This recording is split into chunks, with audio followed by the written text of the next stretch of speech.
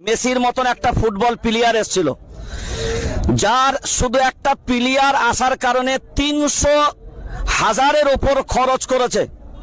তাহলে আজ যদি আমরা প্রশ্ন করি একটা প্লেয়ারকে দেখার জন্য 300 কোটি টাকার খরচ করার কি দরকার আছে? সেইটা তো কোনো গরিবের জন্য ব্যবহার করতে পারত, কোন গরিবের জন্য ব্যয় করতে পারত। আর সংবিধান এ অধিকার দিয়েছে, সংবিধানের 14-15 নম্বর ধারা, 25 এবং 26 নম্বর ধারা। এই বাবরি মসজিদের শিলান্যাসের জায়গা থেকে মুর্শিদাবাদ জেলার উদ্দেশ্যে আর একটা কথা বলবো, আপনারা কিন্তু ভুলে যাবেন না যে হয়তো বাবরি মসজিদের শিলান্যাস দিয়েছি, আমাদের দায়িত্ব খালাস। আপনাদের মুর্শিদাবাদ জেলায় কিন্তু একটা ঐতিহাসিক মসজিদ যেটা এখন বিরান হয়ে পড়ে আছে, সেটা হলো কাঠরা মসজিদ।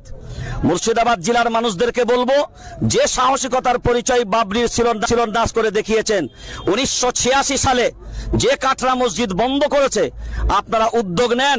80% মুসলমান মুর্শিদাবাদ জেলায় বাস করেন, যত দ্রুত কাঠরা মসজিদকে নতুন ভাবে আবাদ করা যায় সেই প্রচেষ্টাও আপনারা চালান।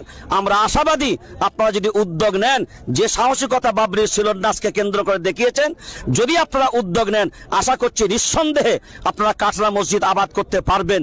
কারণ 80% মুসলিম আপনারা মুর্শিদাবাদ জেলায় বসবাস করেন। তবে অবশ্যই কর্তৃপক্ষ যারা আছেন বা বর্তমান সময়ে অনেক আবেগ কাজ করছে, কিন্তু ধর্ম আবেগ দিয়ে চলে না, ধর্ম কিন্তু তার নীতি আদর্শ দিয়ে চলবে।